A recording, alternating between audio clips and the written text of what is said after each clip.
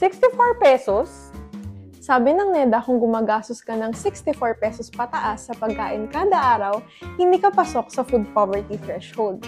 Yan yung minimum na sinasabing sapat para matugunan ng isang pamilya ang pangangailangan nila sa pagkain sa araw-araw.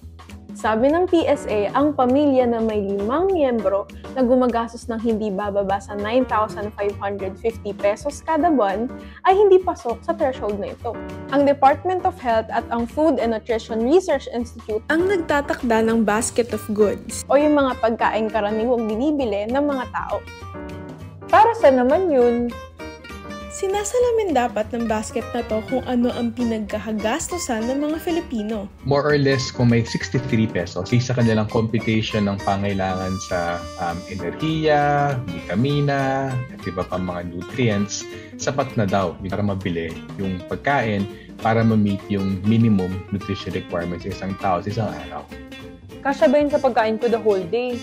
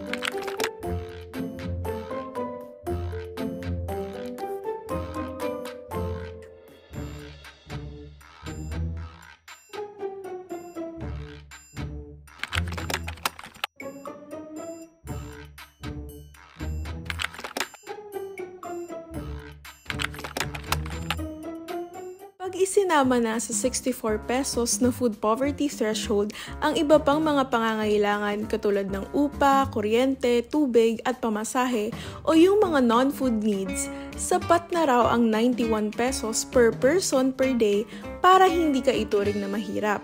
Ito naman yung tinatawag na poverty threshold. Yeah, actually yung adjusted for inflation na yan, I think it's due for revisit of this the poverty threshold natin kasi medyo matagal na rin, more than a decade na yon since it was set. Maging yung pagsukat ngayon ng kahirapan, hindi siya accurate eh. So hindi na yung forecast yung problema. Even yung issue ng kahirapan ngayon at sa nakaraan, hindi sa nasa labing yung katotohanan eh.